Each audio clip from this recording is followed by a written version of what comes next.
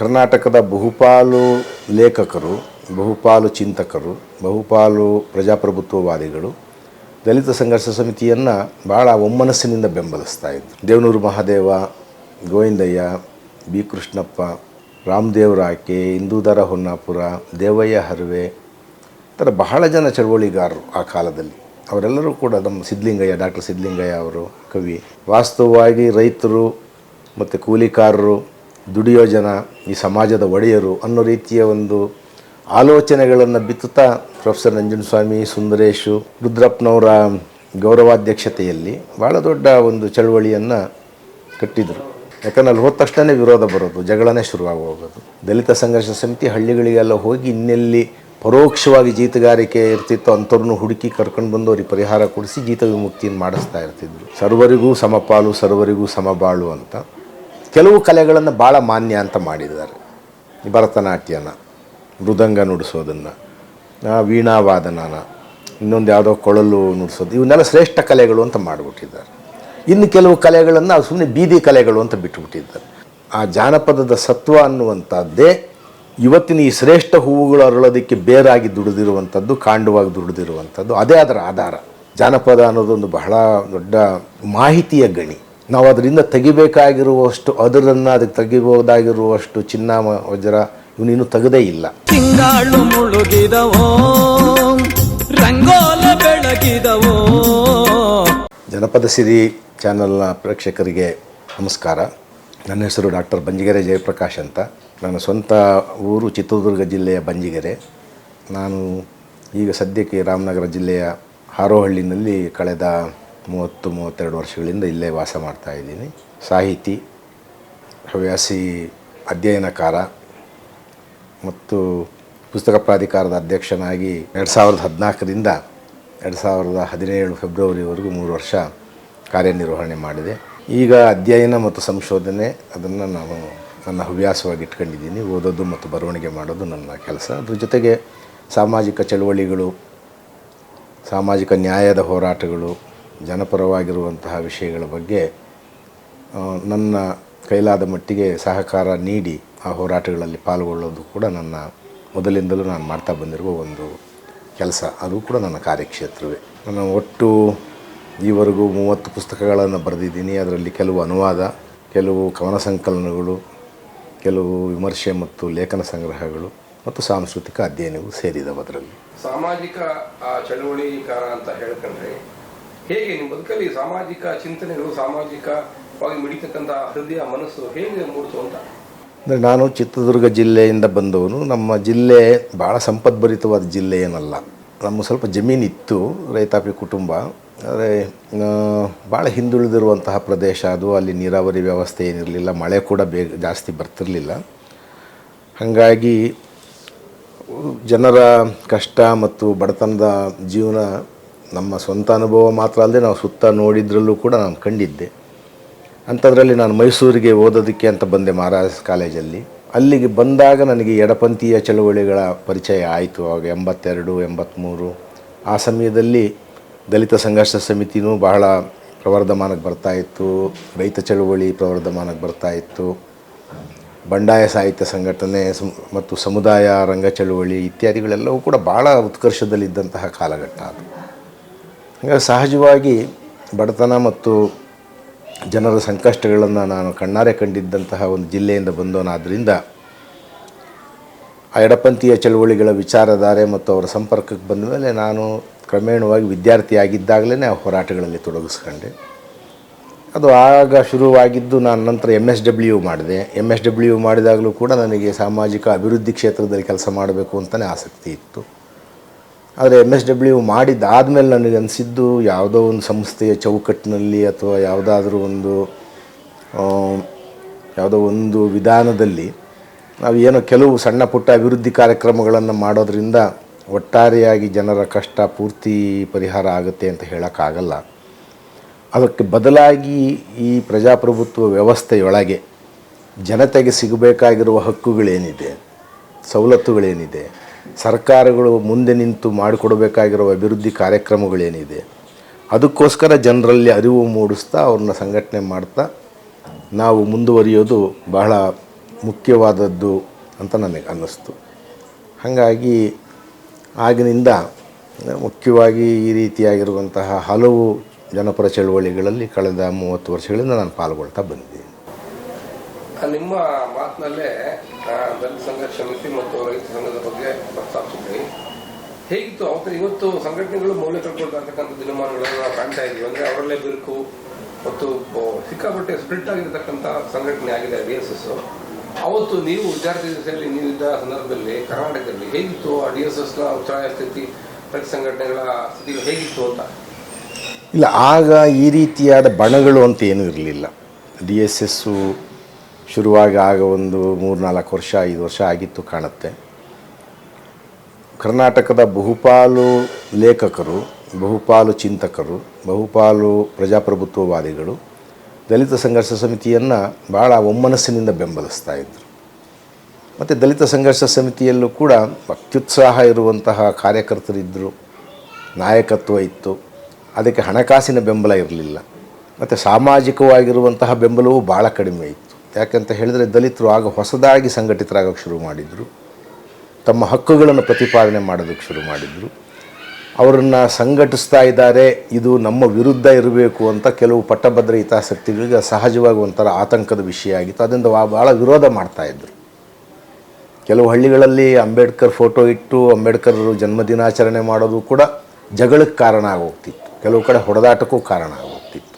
ಆಗ ಇವರೆಲ್ಲರೂ ನಮ್ಮ ದೇವನೂರು ಮಹಾದೇವ, ಗೋವಿಂದಯ್ಯ, ಬಿ ಕೃಷ್ಣಪ್ಪ, ರಾಮದೇವರಾಕೆ, ಇಂದೂಧರ ಹೊನ್ನಾಪುರ, ದೇವಯ್ಯ ಹರ್ವೆ, ಈ ಥರ ಬಹಳ ಜನ ಚಳವಳಿಗಾರರು ಆ ಕಾಲದಲ್ಲಿ. ಅವರೆಲ್ಲರೂ ಕೂಡ ನಮ್ಮ ಸಿದ್ಧಲಿಂಗಯ್ಯ, ಡಾಕ್ಟರ್ ಸಿದ್ಧಲಿಂಗಯ್ಯ ಅವರು ಕವಿ, ಈ ಥರದ ಹಲವು ಜನ ಆ ಹೋರಾಟವನ್ನು ಭಾಳ ಹುಮ್ಮಸ್ಸಿನಿಂದ ಕಟ್ತಾಯಿದ್ರು. ಅದು ರಾಜ್ಯವ್ಯಾಪಿಯಾಗಿ ಭಾಳ ದೊಡ್ಡ ಜನಜಾಗೃತಿಯ ಒಂದು ಆಂದೋಲನವಾಗಿ ಬೆಳೀತು. ಹಳ್ಳಿಗಳಲ್ಲಿ ದಲಿತ ಸಂಘರ್ಷ ಸಮಿತಿಯ ಘಟಕಗಳು ಆರಂಭ ಆದವು.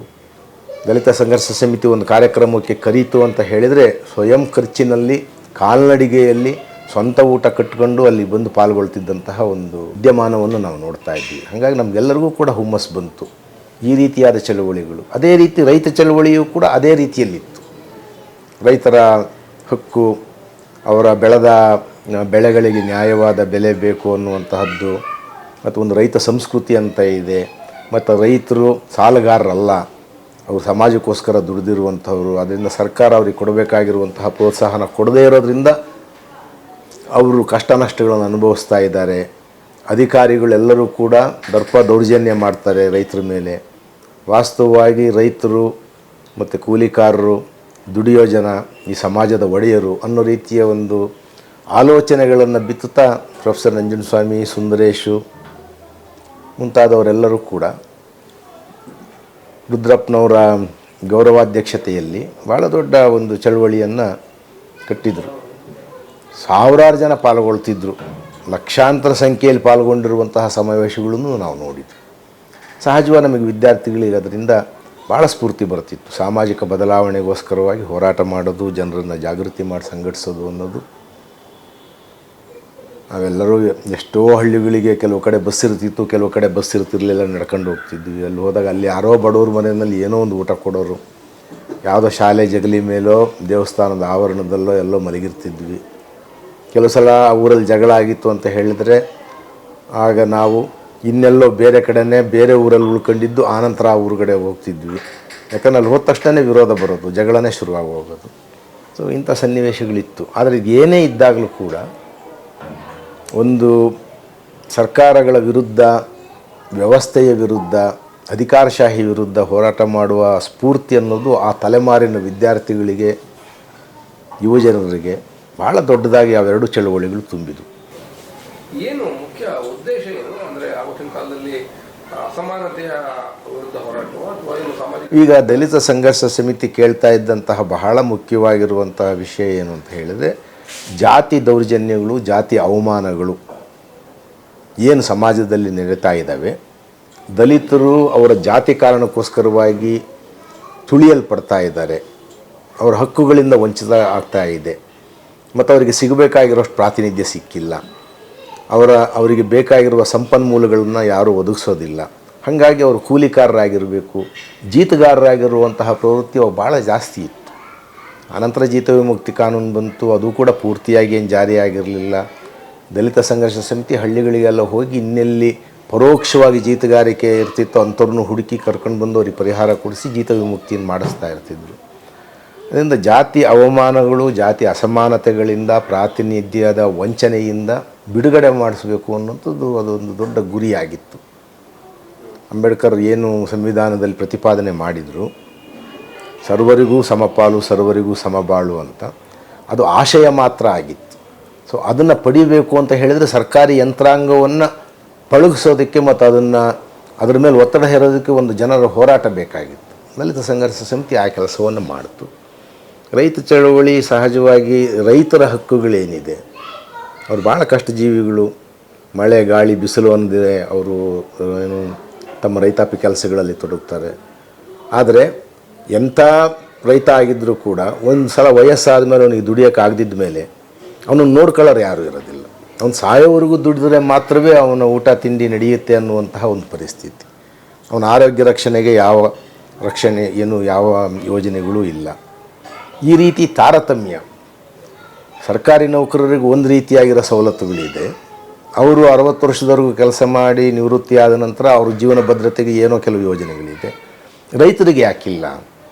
ಅದರಿಂದ ರೈತರ ಶ್ರಮವನ್ನು ಸೂಕ್ತವಾಗಿ ಗಮನಿಸಬೇಕು ಮತ್ತು ಅದಕ್ಕೆ ಬೇಕಾಗಿರುವಂತಹ ಅವಕಾಶಗಳನ್ನು ಕಲ್ಪಿಸಬೇಕು ಮತ್ತು ಸೌಲಭ್ಯಗಳನ್ನು ಒದಗಿಸ್ಕೊಡಬೇಕು ಅನ್ನುವಂಥ ಒಂದು ಹೋರಾಟ ಅದು. ಇದರಿಂದ ಅವೆರಡೂ ಗ್ರಾಮಾಂತರ ಸಮುದಾಯಗಳಲ್ಲಿ ಭಾಳ ದೊಡ್ಡ ಜಾಗೃತಿಯನ್ನು ಬೆಳೆಸಿದಂತಹವುಗಳು ಆ ಹೋರಾಟಗಳು. ನಾನು ಚಿತ್ರದುರ್ಗದಲ್ಲಿ PUCವರೆಗೂ ಓದಿದೆ.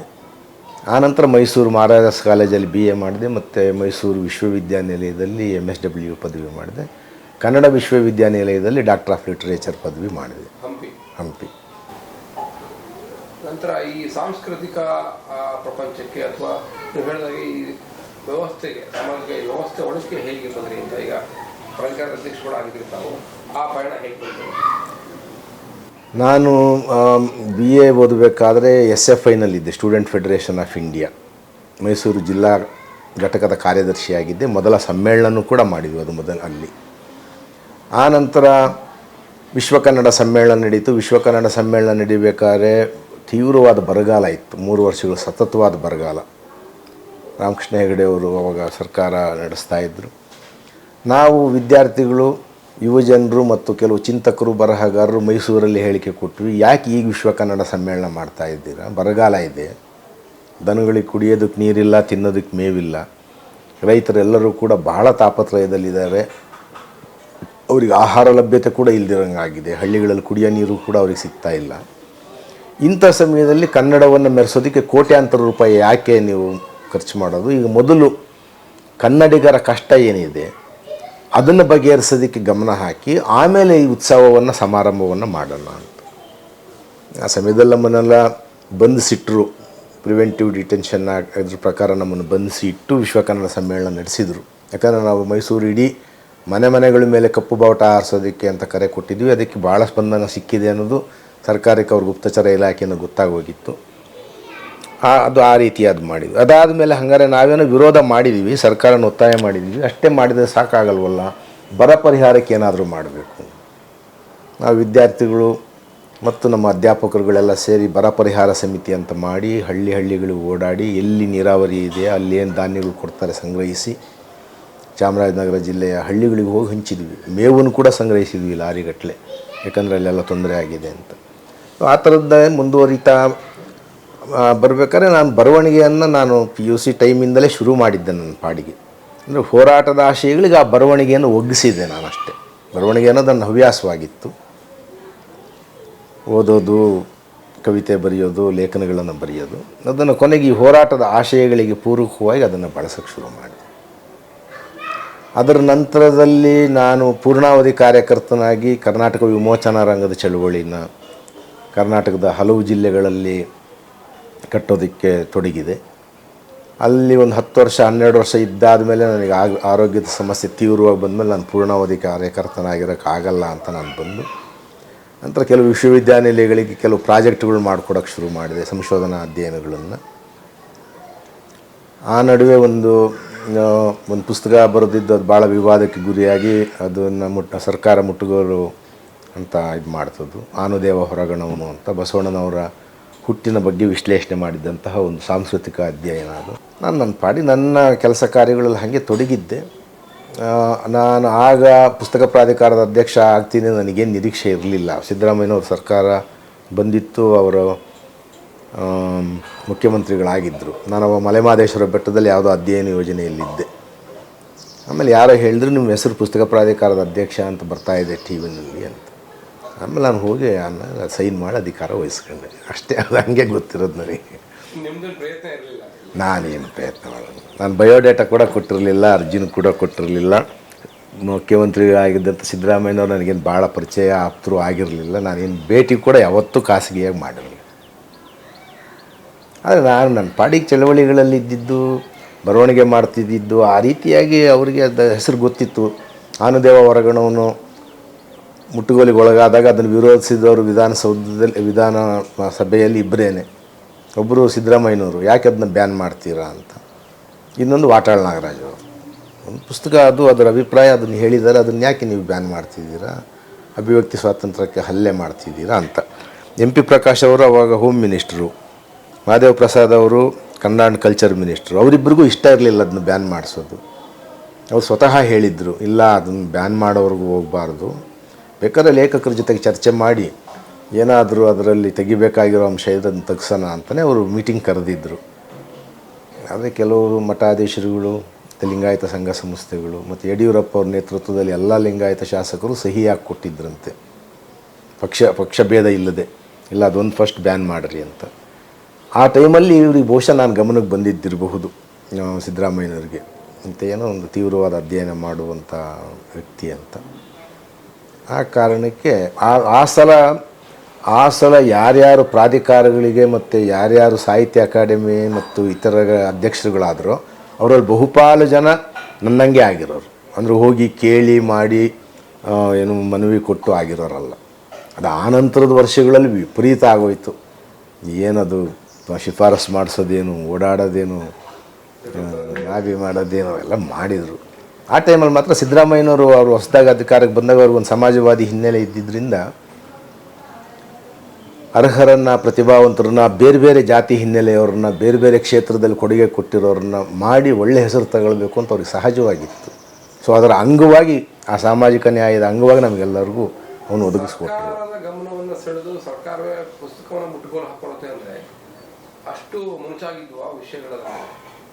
ಅದು ಬಸವಣ್ಣನ ಹುಟ್ಟಿನ ಮೂಲ ಸಾಂಸ್ಕೃತಿಕ ಅಧ್ಯಯನ ಮಾಡಿದರೆ, ಒಬ್ಬ ಸಾಮಾಜಿಕ ವ್ಯಕ್ತಿಯಾಗಿ ಆತನನ್ನು ಗ್ರಹಿಸಿದರೆ, ಅಂದರೆ ಒಬ್ಬ ಐತಿಹಾಸಿಕ ವ್ಯಕ್ತಿ ನಮ್ಮ ಸಮಾಜದಲ್ಲಿ ಹುಟ್ಟಿ ಆನಂತರ ಒಂದು ಧಾರ್ಮಿಕ ಕ್ರಾಂತಿಯನ್ನು, ವೈಚಾರಿಕ ಕ್ರಾಂತಿಯನ್ನು ಮಾಡಿದ ವ್ಯಕ್ತಿ ಅಂತ ನೀವು ಹುಡುಕ್ತಾ ಹೋದರೆ, ಆತನ ಹುಟ್ಟು ಬಹುಶಃ ಮೇಲ್ಜಾತಿಯಲ್ಲ ಆಗಿಲ್ಲ. ಇಲ್ಲಿವರೆಗೂ ಬಂದಿರೋ ಕಥನಗಳ ಪ್ರಕಾರ ಆತ ಬ್ರಾಹ್ಮಣ ಜಾತಿಯಲ್ಲಿ ಹುಟ್ಟಿದ್ದಾನೆ ಅಂತ ಬರ್ತವೆ, ಅವೆಲ್ಲ ಪುಸ್ತಕಗಳೆಲ್ಲ ಬರೀತಾರೆ. ಆದರೆ ಈ ಸುಳುಹುಗಳು ತೋರಿಸ್ತಾ ಇರೋದು ಆತ ದಲಿತ ಮೂಲದಲ್ಲಿ ಹುಟ್ಟಿರೋ ವ್ಯಕ್ತಿಯಾಗಿರಬೇಕು ಅಂತ ನಾನು ಅದಕ್ಕೊಂದು ಪಟ್ಟಿ ಕೊಟ್ಟಿದ್ದೆ. ಇಂತಿಂತಹ ಸುಳುಹುಗಳ ಆಧಾರದಲ್ಲಿ ನಾವು ಮುಂದಿನ ಅಧ್ಯಯನವನ್ನು ಮಾಡಿದರೆ ಆತ ಯಾವ ಸಾಮಾಜಿಕ ಹಿನ್ನೆಲೆಯಿಂದ ಮೂಡಿ ಬಂದ ಅನ್ನೋದು ನಮಗೆ ಗೊತ್ತಾಗುತ್ತೆ. ಅದರಿಂದ ಇದು ಮೇಲ್ಜಾತಿಯಿಂದ ಬಂದ ಬಿಡುಗಡೆ ಅಲ್ಲ, ಅದು ಕೆಳಜಾತಿಗಳ ಕಡೆಯಿಂದಲೇ ಕೆಳಜಾತಿಗಳನ್ನು ಬಿಡುಗಡೆ ಮಾಡುವ ಹೋರಾಟ ಶುರುವಾಗಿದ್ದು ಅಂತ ಪ್ರತಿಪಾದನೆ ಮಾಡಿದ್ದೆ. ಅದು ಮಠಾಧೀಶರುಗಳಿಗೆ ಏನಾಗೋಯಿತು ಅಂದರೆ, ಆತ ದಲಿತ ಮೂಲದವನು ಅಂತ ಹೇಳಿದರೆ ಸಹಜವಾಗಿ ಅವರಿಗೆ ಅದು, ಯಾಕಂದ್ರೆ ಅವ್ರ ಕಲ್ಪನೆಯೇ ಬೇರೆ ಇತ್ತು. ಒಬ್ಬ ಬ್ರಾಹ್ಮಣ ಬಂಡಾಯಗಾರ ಬಂದು ಈ ಚಳವಳಿ ಕಟ್ಟಿದ ಅಂತ ಅವ್ರಿಗಿತ್ತು. ಸಮಾಜದಲ್ಲಿ ಆ ರೀತಿಯಾಗಿ ಮೇಲ್ವರ್ಗದ ಕಡೆಯಿಂದ ಕೆಳವರ್ಗದವ್ರು ಬಿಡುಗಡೆ ನಡೆಯೋದಿಲ್ಲ. ಅಂಬೇಡ್ಕರ್ ಭಾಳ ಕ್ಲಿಯರಾಗಿ ಹೇಳ್ತಾರೆ. ಯಾವಾಗಲೂ ಯಾರು ನೊಂದಿರ್ತಾರೆ, ಯಾರು ಬಾಧೆಗೊಳಗಾಗಿರ್ತಾರೆ, ಯಾರು ತುಳಿತಕ್ಕೊಳಗಾಗಿದ್ದಾರೆ, ಅವ್ರ ನಡುವೆಯಿಂದಲೇ ಅದರ ಬಿಡುಗಡೆಯ ಹೋರಾಟ ಹುಟ್ಟುತ್ತೆ. ಅವರೇ ಮುಂದಿನ ನಾಯಕರುಗಳಾಗೋದು. ಅಂಥವ್ರು ನಡೆಸಿದಾಗಲೇ ಅಷ್ಟು ವ್ಯಾಪಕವಾಗಿರುವಂತಹ ಬೆಂಬಲ ಬರೋದು. ಚರಣ ಚಳವಳಿಯಲ್ಲಿ ಭಾಗವಹಿಸಿದ ಎಲ್ಲರೂ ಕೂಡ ಕಸುಬುದಾರ ವರ್ಗದವರು, ಎಲ್ಲ ಕೆಳಜಾತಿಗಳವರೇ. ಅವರು ಡೋಹಾರರಿರ್ಬೋದು, ಸಮಗಾರರಿರ್ಬೋದು, ಚಮ್ಮಾರರಿರ್ಬೋದು, ಅಲ್ಲಿಂದ ಹಿಡಿದ್ರೆ ಮಡಿವಾಳರಿರಬಹುದು, ಹಡಪದ ಅಪ್ಪಣ್ಣಂತರ, ಅಂಬಿಗರ ಚೌಡಯ್ಯನ ಥರ, ನೀವು ಯಾರನ್ನು ನೋಡಿದರೂ ಕೂಡ ಎಲ್ಲರೂ ಕೂಡ ಆ ಕಾಲಘಟ್ಟದಲ್ಲಿ ತುಂಬ ಅಂಚಿಗೆ ನೂಕಲ್ಪಟ್ಟಿದ್ದ ಅಥವಾ ಕೆಳಗಿನವರು ಅಂತ ಪರಿಗಣಿಸಲ್ಪಟ್ಟಿದ್ದಂತಹ ಜನ. ಅವರೇ ಅದು ಹೆಂಗೆ ಸಂಘಟಿತರಾಗ್ತಾರೆ ಈತನ ಸುತ್ತ?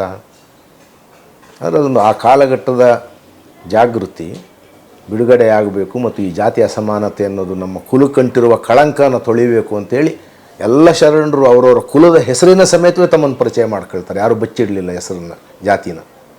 ಹಾಗಿದ್ರೂ ಕೂಡ ನಾವು ಸಮಾನರು ಅಂತ ಭಾವಿಸ್ತಾರೆ. ಸೊ ಆ ಪ್ರಜ್ಞೆ ಬರಬೇಕು ಅಂತ ಹೇಳಿದರೆ ಕುಶಲಕರ್ಮಿಗಳ ಬಂಡಾಯ ಅದು ಈ ಊಳಿಗಮಾನ್ಯ ವ್ಯವಸ್ಥೆಯ ವಿರುದ್ಧ, ಬಿಟ್ಟಿ ಚಾಕರಿಯ ವಿರುದ್ಧ, ಅವ್ರ ಮೇಲೆ ಹೇರಲ್ಪಟ್ಟಿರುವಂಥ ಏನು ಹೀನಾಯ ಪರಿಸ್ಥಿತಿಯ ವಿರುದ್ಧ ಎದ್ದಂಥ ಒಂದು ಭಾಳ ವೈಚಾರಿಕ ಜಾಗೃತಿಯ ಸಮಾನತೆಯ ಆಶಯಗಳನ್ನು ಹೊಂದಿದ್ದಂತಹ ಒಂದು ಇದದು. ಅಂಥ ಹೋರಾಟವನ್ನು ಕಟ್ಟಿದ ವ್ಯಕ್ತಿ ಬಸವಣ್ಣ ಯಾವುದೋ ಕ್ವಚಿತ್ತಾಗಿರುವ ಪ್ರಸಂಗಗಳ ಹೆಸರಲ್ಲಿ ಆತ ವಿಪ್ರನಾಗಿದ್ದ, ಬ್ರಾಹ್ಮಣನಾಗಿ ಹುಟ್ಟಿದ್ದ ಅಂತ ಹೇಳೋದು ಸರಿಯಾದ ವಿಧಾನ ಅಲ್ಲ. ಅದು ಮೇಲ್ಜಾತಿ ಕಥನಕಾರರನ್ನು ಕಟ್ಟಿದ್ದಾರೆ. ಯಾಕಂದ್ರೆ ಅವರಿಗೆಲ್ಲ ಯಾವಾಗಲೂ ದೊಡ್ಡವರು, ಮಹಾತ್ಮರು ಎಲ್ಲರೂ ಹುಟ್ಟಿದ್ರೆ ಅವರೆಲ್ಲ ಮೇಲ್ಜಾತಿಗಳಲ್ಲೇ ಹುಟ್ಟುತ್ತಾರೆ ಅಂತ ಅವ್ರಿಗೆ ಒಂದು ಕಲ್ಪನೆ ಇದೆ ಮೊದಲಿಂದ. ಹಾಗಾಗಿನೇ ಎಷ್ಟೋ ಜನ ಕೆಳಜಾತಿಗಳ ಹಿನ್ನೆಲೆ ಅನ್ನೋದು ಭಾಳ ಸ್ಪಷ್ಟ ಇದ್ರೂ ಇಲ್ಲವಂತೆ. ಅದು ಹಾಗಲ್ಲ. ವಾಲ್ಮೀಕಿ ಬ್ರಾಹ್ಮಣರ ಮಗ ಅಂತೆ, ಒಂದು ಹದ್ದು ಎತ್ಕೊಂಡು ಹೋಗ್ಬಿಟ್ಟು ಅಲ್ಲೆಲ್ಲೋ ಕಳ್ಳರು ಬೀಡೊಳಗೆ ಹಾಕ್ಬಿಟ್ಟಿತ್ತಂತೆ, ಅಲ್ಲೆಲ್ಲೋ ಒಂದು ಕಾಡಲ್ಲಿ. ಹಾಗಾಗಿ ಅವನು ಆ ರೀತಿ ಬೆಳೆದಂತೆ. ಇಲ್ಲಿದ್ರೆ ಮೂಲತಃ ಭಾಳ ಶ್ರೇಷ್ಠ ಜಾತಿಯಲ್ಲಿ ಈ ಥರದ ಈ ಕಲ್ಪನೆಗಳನ್ನು ಕಥನಗಳಾಗಿ ಈಗಲೂ ಕೂಡ ಮಾತಾಡ್ತಾರೆ. ಕನಕದಾಸ ಅವರೆಲ್ಲರೂ ಹುಟ್ಟು ನಮಗೆ ಗೊತ್ತಿದೆ. ಕಾಳಿದಾಸ ಹುಟ್ಟಿದ್ದು ಅವ್ರು ಯಾವ ಕುಲದವರು ಯಾವಿದು ಅಂತ. ಆದರೂ ಸಂಸ್ಕೃತ ಶ್ರೇಷ್ಠ ಕಾವ್ಯ ಬರೆದಿದ್ದಾನೆ. ಅದಕ್ಕೆ ಕಾರಣ ಯಾವುದೋ ದೇವಿಯ ಆಶೀರ್ವಾದ. ಅವನು ಬರೆದಂಗಲ್ಲ, ಅದು ಆ ದೇವಿಯ ಪವಾಡವೇ ಅದನ್ನ ಬರೆಸ್ತು ಅನ್ನೋ ಥರ. ಅದು ಪ್ರತಿಭೆಯನ್ನು, ಅರ್ಹತೆಯನ್ನು ಮತ್ತು ಜಾತಿಗಳ ಮೇಲೆ ಅಳಿಯುವಂಥ ಒಂದು ಪರಿಸ್ಥಿತಿ ಅದು. ಅದೇ ನಡೀತಾ ಇದೆ. ಹಾಗಾಗಿ ಸರ್ಕಾರ ಅದು ಮುಟ್ಟುಗೋಲು ಆಗ್ತು. ಈ ಜಾನಪದ ಕ್ಷೇತ್ರದ ಮೇಲೆ ತಮ್ಮ ಗಮನ, ತಮ್ಮ ಒಲವು, ತಮ್ಮ ಈಗ ನನ್ನ ಆ ಒಲವಿಗೆ ಕಾರಣ ಏನು ಅಂತ ಹೇಳಿದರೆ, ನಮ್ಮ ಭಾರತದ ಇತಿಹಾಸವನ್ನು ಮತ್ತು ಭಾರತದ ಸಾಂಸ್ಕೃತಿಕ ಚರಿತ್ರೆಯನ್ನು ಬರೆಯೋದಕ್ಕೆ ಬ್ರಿಟಿಷರ ಕಾಲದಿಂದಲೂ ನಾವು ಆಧರಿಸಿರುವಂಥದ್ದು ಸಂಸ್ಕೃತ ಗ್ರಂಥಗಳನ್ನು. ಆ ಪಠ್ಯಗಳಲ್ಲಿ ಏನು ಹೇಳಿದೆ, ಶಾಸ್ತ್ರ ಗ್ರಂಥಗಳಲ್ಲಿ ಏನು ಹೇಳಿದೆ, ಪುರಾಣಗಳಲ್ಲಿ ಏನು ಹೇಳಿದೆ, ಇವುಗಳ ಆಧಾರದಲ್ಲಿ ನಮ್ಮ ಸಂಸ್ಕೃತಿ ಹೆಂಗೆ ಬೆಳೀತು, ಸಂಸ್ಕೃತಿಯ ನಿರ್ಮಾಣ ಆಗಿದ್ದು ಹೆಂಗೆ ಅನ್ನೋ ರೀತಿಯ ವಾದಗಳು, ಪರಿಕಲ್ಪನೆಗಳು, ಅದನ್ನು ಹಿಸ್ಟ್ರಿಯಾಗಿ ಕೂಡ ಬರೆದುಬಿಟ್ರು. ನಾನು ಈ ಕನ್ನಡ ರಾಷ್ಟ್ರೀಯತೆ ಅನ್ನೋ ವಿಷಯದಲ್ಲಿ ನಾನು PhD ಮಾಡ್ತಾ ಇರಬೇಕಾದ್ರೆ ನನಗೆ ಹೊಳೆದಿದ್ದೇನು ಅಂತ ಹೇಳಿದರೆ, ಈ ಕರ್ನಾಟಕ ಮತ್ತು ಈ ಕನ್ನಡ ಅನ್ನೋದನ್ನ ಕಟ್ಟಿರುವ ಸಂವೇದನೆ ಅದು ಮೇಲಿಂದ ಬಂದಿರೋದಲ್ಲ, ಕೆಳಗಡೆ ಜನಗಳಿಂದ ಬಂದಿರುವಂಥದ್ದು. ಇವರ ವಹಿವಾಟು, ಇವರ ಜೀವನದ ಭಾಗವಾಗಿ ಅದು ಬೆಳೆದು ಬಂದಿರೋದು. ಇದನ್ನು ಸರಿಯಾಗಿ ದಾಖಲಿಸಿಲ್ಲ. ಕೆಲವು ಕಲೆಗಳನ್ನು ಭಾಳ ಮಾನ್ಯ ಅಂತ ಮಾಡಿದ್ದಾರೆ.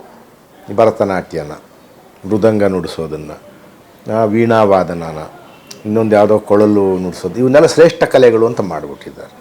ಇನ್ನು ಕೆಲವು ಕಲೆಗಳನ್ನು ಸುಮ್ಮನೆ ಬೀದಿ ಕಲೆಗಳು ಅಂತ ಬಿಟ್ಟುಬಿಟ್ಟಿದ್ದಾರೆ. ಹಂಗೆ ನೋಡಿದರೆ ಇವಾಗ ನಾವು ಯಾವುದನ್ನು ಶ್ರೇಷ್ಠ ಕಲೆಗಳು ಅಂತ ಮಾನ್ಯ ಮಾಡಿದಾರೋ ಅವುಗಳನ್ನು ನೋಡಿದರೆ ಅವುಗಳ ಮೂಲ ಎಲ್ಲವೂ ಕೂಡ ಈ ಕೆಳಗಡೆಯಿಂದಲೇ ಹೋದಂಗಿದ್ದಾವೆ. ಯಾರೋ ದನ ಕಾಯೋರು, ಪಶುಪಾಲಕರು ಬಿಡುವಿನಲ್ಲಿ ಊದ್ತಿದ್ದು ಕೊಳಲು ಇವತ್ತು ಭಾಳ ದೊಡ್ಡ ಮ್ಯೂಸಿಕಲ್ ಇನ್ಸ್ಟ್ರೂಮೆಂಟ್ ಆಗೋಯ್ತು. ಅದು ಅವ್ರು ಸಹಜವಾಗಿ ಅವ್ರ ಬದುಕಿನ ಭಾಗವಾಗಿ ಇಟ್ಕೊಂಡಿದ್ದಂತಹ ಒಂದು ಬಿಡುವಿನ ಉಪಕರಣ. ದುಡಿಮೆ ಮಾಡಿ ಬಂದು ರಾತ್ರಿಗೆ ಅವರ ಆಯಾಸ ಕಳ್ಕೊಳ್ಳೋಕ್ಕೋಸ್ಕರ ಯಾರೋ ನುಡಿಸ್ತಿದ್ದಂತಹ ದುಡಿನೋ, ಮೃದಂಗನೋ ಅಥವಾ ತಮಟೆನೋ ಅದಕ್ಕೆ ಬೇರೆ ರೂಪವನ್ನು ಕೊಟ್ಟು ಅದಕ್ಕೆ ಅದು ಭಾಳ ದೊಡ್ಡ ಏನು ಕಲೆಯ ಇದನ್ನು ಹೆಸರು ಕೊಟ್ಟು ಇದರ ಮೂಲ ಇಲ್ಲಿಂದ ಬಂದಿದ್ದು ಅನ್ನೋದನ್ನ ಹೇಳೋದು ಬಿಟ್ಬಿಟ್ರು. ಭರತನಾಟ್ಯ ಕೂಡ ಅಷ್ಟೇ. ಮೊದಲಿಂದಲೂ ಕೂಡ ಕೆಳಜಾತಿ ಅಂತ ಯಾರನ್ನು ಕರೀತಾರೆ, ದೇವದಾಸಿ ಕುಲದ ಹೆಣ್ಮಕ್ಳು ಮಾತ್ರ ಅದನ್ನು ಕಲಿತಿದ್ದಂತಹ ಒಂದು ಕಲೆಯಾಗಿತ್ತು. ಅದಕ್ಕೊಂದು ನಿಷೇಧವೂ ಇತ್ತು, ಮೇಲ್ಜಾತಿಯ ಹೆಣ್ಮಕ್ಳು ಭರತನಾಟ್ಯ ಕಲಿಬಾರದು ಅಂತ ಹೇಳಿ. ಯಾವಾಗ ಅದು ಆರ್ಥಿಕವಾಗಿ ಭಾಳ ಲಾಭದಾಯಕ ಅಂತಾಯಿತು, ಭಾಳ ಪ್ರಸಿದ್ಧಿ ಬರ್ಬೋದು ಅಂತಾಯಿತು, ದೊಡ್ಡ ದೊಡ್ಡ ರಾಜರ ಆಸ್ಥಾನಗಳಲ್ಲಿ ಸರ್ಕಾರದ ಕಾರ್ಯಕ್ರಮಗಳಲ್ಲಿ ಕೊಡ್ಬೋದು ಆ ಕಾರ್ಯಕ್ರಮ ಅಂತಾಯಿತು, ಭರತನಾಟ್ಯನೆಲ್ಲರೂ ಕಲಿಯೋಕ್ಕೆ ಶುರು ಮಾಡಿಬಿಟ್ರು.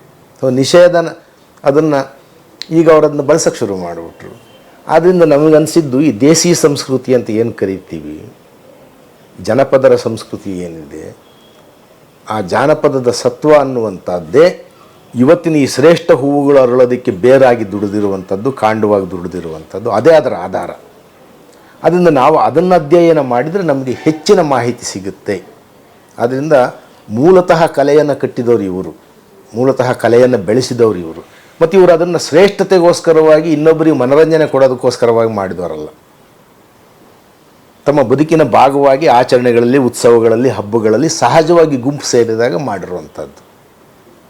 ಅದರೊಳಗಡೆ ಒಂದು ವಿಶಿಷ್ಟತೆ ಇದೆ. ಅದು ತನ್ನ ವಿಶಿಷ್ಟ ಗುಣದಿಂದಾಗಿ ಕರ್ನಾಟಕದ ಅಥವಾ ಕನ್ನಡ ಜನಪದದ ಒಂದು ಸ್ವಭಾವವನ್ನು ಬಿಂಬಿಸಂಗಿದೆ. ಆದ್ದರಿಂದ ಅದನ್ನು ನಾವು ನೋಡಬೇಕು. ಹಾಗೆಯೇ ಜನಪದರಲ್ಲಿ ಏನು ಪ್ರತೀತಿಗಳಿದೆ, ಐತಿಹ್ಯಗಳಿದೆ, ಮಾಹಿತಿಗಳಿದೆ, ಅವುಗಳ ಮುಖಾಂತರ ನಾವು ಹೊಸದಾಗಿ ಚರಿತ್ರೆಯನ್ನು ನಿರ್ವಚನ ಮಾಡಬೇಕು. ಅದು ಸಬಾಲ್ಟ್ರನ್ ಚರಿತ್ರೆ ಅಂತ ಕರೀತಾರೆ, ತಳಸ್ತರಗಳಿಂದ ಕಟ್ಟುವಂಥದ್ದು. ಶಂಭಾ ಜೋಶಿ ಅದನ್ನು ಒಂದು ಸ್ವಲ್ಪ ಪ್ರಯತ್ನ ಮಾಡಿದ್ದಾರೆ. ಅವ್ರ ಸಂಪುಟಗಳನ್ನು ಓದಿದಾಗ ನನಗನ್ನಿಸ್ತು ಇದನ್ನು ಭಾಳ ಹಿಂದೆ ಅವ್ರು ಕೆಲಸ ಮಾಡಿದ್ದಾರೆ ಅಂತ. ಮಹಾರಾಷ್ಟ್ರದಿಂದ ಅನುವಾದ ಆಗಿರುವ ಕೆಲವು ಕೃತಿಗಳನ್ನು ಓದಿದಾಗ ಅನ್ನಿಸ್ತು ಇವರು ಕೂಡ ಹಾಗೆ ಮಾಡಿದ್ದಾರೆ. ಸಂಸ್ಕೃತ ಗ್ರಂಥಗಳ ನೆರವಿನಿಂದ ಅವರು ಪಠ್ಯ ರಚನೆ ಮಾಡ್ತಾ ಇಲ್ಲ. ಡಿ ಡಿ ಕೋಸಾಂಬಿ ಆಗಲಿ, ಗುಂತರ್ ಡಿ ಸೊಂತೆಮರ್ ಅಂತ German indologist, pastoral deities of western India ಅಂತ ಬರಿಬೇಕಾದ್ರೆ ಸುಮ್ಮನೆ ಗುಡಿ ಗುಂಡಾರಗಳನ್ನು ಅಲ್ಲಿ ಇಲ್ಲಿರುವ ಕಾಡಲ್ಲಿರುವ ಕಲ್ಲು ಆ ಗುಡಿಗಳನ್ನು ನೋಡಿಬಿಟ್ಟು, ಅಂದರೆ ಒಂದು ಸಾಮಾಜಿಕ ವಿಕಾಸದ ಚಲನೆ, ಸಾಂಸ್ಕೃತಿಕ ಬೆಳವಣಿಗೆ ಯಾವ ರೀತಿ ಆಯಿತು ಅನ್ನೋದನ್ನು ಅಧ್ಯಯನ ಮಾಡಿದ್ದಾರೆ. ಅದರಿಂದ ನನಗೂ ಅನ್ನಿಸ್ತು ಜಾನಪದ ಅನ್ನೋದೊಂದು ಬಹಳ ದೊಡ್ಡ ಮಾಹಿತಿಯ ಗಣಿ. ನಾವು ಅದರಿಂದ ತೆಗಿಬೇಕಾಗಿರುವಷ್ಟು, ಅದಕ್ಕೆ ತೆಗಿಬೋದಾಗಿರುವಷ್ಟು ಚಿನ್ನ ವಜ್ರ ಇವನಿನ್ನೂ ತೆಗೆದೇ ಇಲ್ಲ. ಅದನ್ನು ನಾವು ಬರೀ ನಾಮಕಾವಸ್ಥೆ ಆಗಿರುವಂಥ ಕಲೆ ಯಾರೋ ಕೆಲವರು ಮಾಡ್ತಾರೆ, ಜನಸಾಮಾನ್ಯರು ಸುಮ್ಮನೆ ಅದು ಕಾಲಕ್ಷೇಪ ಅನ್ನೋ ಥರ ಭಾವಿಸಿದ್ದೀವಿ. ಆ ರೀತಿಯಾದ್ದಲ್ಲ ಅಂತ ಹೇಳಿ, ಒಂದು ಕಡೆ ಕಲೆ, ಇನ್ನೊಂದು ಜ್ಞಾನ ಲೋಕ ಇದೆ. ಅಲ್ಲಿ ಅವ್ರದ್ದೊಂದು ತಿಳುವಳಿಕೆಯ ಲೋಕ ಇದೆ ಜನಪದರದ್ದು. ಅದರೊಳಗಡೆ ಔಷಧ ಜ್ಞಾನದಿಂದ ಹಿಡಿದು ಆಹಾರ ಜ್ಞಾನದವರೆಗೂ ಇದೆ. ಅದರೊಳಗಡೆ ವಾಸ್ತುಶಿಲ್ಪವೂ ಇದೆ. ಮನೆಗಳನ್ನು ಕಟ್ಕೊಳ್ಳೋ ವಿಧಾನ ಏನು, ಯಾವ್ಯಾವ ಪ್ರದೇಶದಲ್ಲಿ ಯಾವ ಥರ ಮನೆ ಕಟ್ಟಬೇಕು, ಸೆಕೆ ಆಗದಿರೋ ರೀತಿಯಲ್ಲಿ, ಗಾಳಿ ಬೆಳಕು ಚೆನ್ನಾಗಿ ಓಡಾಡೋ ರೀತಿಯಲ್ಲಿ, ಇವೆಲ್ಲವೂ ಕೂಡ ಅವರ ಬದುಕಿನ ವಿಕಾಸದಲ್ಲಿ ಬೆಳೆದು ಬಂದಿರುವ ಜ್ಞಾನ. ಅದು ನಾವು ಅದನ್ನು ನಿರಾಕರಿಸ್ಬಿಟ್ವಿ. ಇಂಗ್ಲೀಷ್ ಓದು ನಮಗೆ ಬಂದ ತಕ್ಷಣ ಬ್ರಿಟಿಷರು ಬಂದಾಗ ಭಾಳ ಸುಲಭವಾಗಿ ವೈದ್ಯಕೀಯ ಪರಂಪರೆ ಬೆಳೀತಾ ಬಂದಿದ್ದು, ಆಹಾರ ವಿಧಾನಗಳು ಬೆಳೀತಾ ಬಂದಿದ್ದು, ಉಡುಪಿನ ವಿಧಾನಗಳು ಬೆಳೀತಾ ಬಂದಿದ್ದನ್ನೆಲ್ಲದನ್ನು ಬದಲಾಯಿಸಿ ಆಧುನಿಕತೆಯ ಹೆಸರಲ್ಲಿ ನಾವು ಅನುಕರಣಶೀಲರಾಗ್ಬೋದು. ಹಾಗಾಗಿ ಆಗ ವೈದ್ಯ ಮಾಡ್ತಿದ್ದಂಥ ಎಷ್ಟೋ ಜನರನ್ನು ನಾವು ಅಳಲೆಕಾಯಿ ಪಂಡಿತರು ಅಂತ ಅಣುಕ್ಸಕ್ಕೆ ಶುರು ಮಾಡ್ಬೋದು. ಅದು ಪೂರ್ತಿ ಪರಿಹಾರಗಳು ಅದರೊಳಗಿತ್ತು ಅಂತ ನಾವು ಹೇಳೋದಿಲ್ಲ, ಆದರೆ ಅದಕ್ಕೆ ಅದರದ್ದೇ ಆಗಿರುವಂತಹ ಅನುಭವ ಮತ್ತು ಜ್ಞಾನ ತಲೆಮಾರುಗಳಿಂದ ಹರಿದು ಬಂದಿರೋದಾಗಿತ್ತು. ಅದನ್ನು ಕಡೆಗಣಿಸೋದಕ್ಕೆ ಕಾರಣ ಆಗಿದ್ದು ಆಧುನಿಕ ವಿದ್ಯಾಭ್ಯಾಸ. ಆಧುನಿಕ ವಿದ್ಯಾಭ್ಯಾಸ ಅನ್ನುವಂಥದ್ದು ನಮ್ಮನ್ನು ನಮ್ಮ ಪರಂಪರೆಗಳಿಗೆ ವಿಮುಖ ಮಾಡಿದೆ. ಅದು ಒಂದು. ಕೆಳಮುಖನಾಗಿ ನಮ್ಮನ್ನು ನಾವು ನೋಡ್ಕೊಳ್ಳೋದ್ರ ಬದಲಾಗಿ ನಾವು ಬಂದ ಹಿನ್ನೆಲೆಗಳಿಂದ ಸಂಸ್ಕೃತೀಕರಣದ ಆಧಾರದಲ್ಲಿ ನಮ್ಮನ್ನು ನಾವು ಶ್ರೇಷ್ಠ ಅಂತ ಬಿಂಬಿಸೋದಕ್ಕೋಸ್ಕರವಾಗಿ ನಾವು ಇನ್ನೊಂದು ಕಡೆ ಮೇಲ್ಜಾತೀಕರಣಕ್ಕೆ ಒಳಗಾಗುವಂತಹ ಒಂದು ಹವ್ಯಾಸವನ್ನು ಒಂದು ಕಡೆ ಹುಟ್ಟಿಸಿದೆ. ಇನ್ನು ಆಧುನೀಕರಣ ಅನ್ನೋ ಹೆಸರಲ್ಲಿ ಐರೋಪ್ಯೀಕರಣಕ್ಕೆ ನಾವು ಗುರಿಯಾಗುವಂತಹ ಇನ್ನೊಂದು ಪ್ರವೃತ್ತಿಯನ್ನು ಹುಟ್ಟಾಕಿದೆ. ಸೊ ಈ ಮೇಲ್ಜಾತೀಕರಣ ಅಥವಾ ಶಿಷ್ಟೀಕರಣ, ಸಂಸ್ಕೃತೀಕರಣ, ಅದನ್ನು ಸ್ಯಾನ್ಸ್ಕ್ರಿಟೈಸೇಷನ್ ಅಂತಲೂ ಕರೀತಾರೆ, ಬ್ರಾಹ್ಮಿಣೈಸೇಷನ್ ಅಂತಲೂ ಕರೀತಾರೆ. ನಾವು ನಮ್ಮನ್ನು ಆ ರೀತಿ ಪರಿವರ್ತಿಸ್ಕೊಳ್ಳೋದು. ಅದರ ಅರ್ಥ ಏನಂದರೆ ನಮ್ಮ ಮೂಲಗಳು ಕೀಳಾಗಿದ್ವು ಅಂತ ನಾವು ಕೀಳರಿಮೆಯಿಂದ. ಇನ್ನೊಂದು ಕಡೆ ನಮಗಿದ್ದಂತಹ ಜ್ಞಾನ, ಭಾರತದ ಒಂದು ಸಂಸ್ಕೃತಿ, ಭಾರತದ ನಾಗರಿಕತೆ ಭಾಳ ಪ್ರಾಚೀನ ಆಗಿದ್ದಾಗಲೂ ಇಂಗ್ಲೀಷ್ ಎಜುಕೇಷನಿಂದ ಅವ್ರು ಇಂಗ್ಲೀಷಲ್ಲಿ ಬಂದ ತಕ್ಷಣವೇ ಎಲ್ಲ ಅವ್ರಿಗೆ ಗೊತ್ತಿದೆ, ಅವ್ರನ್ನ ಅನುಕರಿಸೋದು. ಉಡುಪಿನಿಂದ ಹಿಡಿದು ಆಹಾರದಿಂದ ಹಿಡಿದು ಎಲ್ಲ ವಿಷಯಗಳಲ್ಲೂ ಅವರು ನಮಗೆ ಮಾದರಿ ಅನ್ನೋ ರೀತಿಯಲ್ಲಿ ನಾವು ವರ್ತಿಸೋಕ್ಕೆ ಶುರು ಮಾಡಿದ್ವಿ. ಸೊ ಇದಕ್ಕೆ ಬದಲಿಯಾಗಿ ನಾವು ನಮ್ಮ ತಳಗಳಿಂದ, ನಮ್ಮ ನೆಲಮೂಲಗಳಿಂದ, ನಮ್ಮ ಆದಿಮ ಜನ ಯಾರಿದ್ದಾರೆ, ಆದಿವಾಸಿ ಜನ ಯಾರಿದ್ದಾರೆ, ದಲಿತ ಜನ ಯಾರಿದ್ದಾರೆ, ಮೂಲ ಬುಡಕಟ್ಟುಗಳು ಯಾರಿದ್ದಾರೆ, ಅವುಗಳ ಜ್ಞಾನ ಮೂಲದಿಂದ ನಾವು ಹೊಸದನ್ನು ಕಟ್ಕೊಳ್ಬೋದು, ಅದನ್ನು ಬೆಳೆಸೋದಕ್ಕೆ ನಮಗೆ ಸಾಧ್ಯತೆ ಇದೆ ಅಂತ. ಸೊ ಈ ಚಿಂತನೆ ನನಗೆ ಒದಗಿ ಬಂದದ್ದು ಬೇರೆ ಬೇರೆ ವಿದ್ವಾಂಸರ ಓದಿನಿಂದಾಗಿ ಬಂತು. ನಾನು ಕೂಡ ಅದೇ ಮಾರ್ಗದಲ್ಲಿ ಪ್ರಯತ್ನ ಮಾಡ್ತಾ ಹೊರಟೆ. ಮಾತನಾಡಣ್ಣಯ್ಯ ಮಾತನಾಡ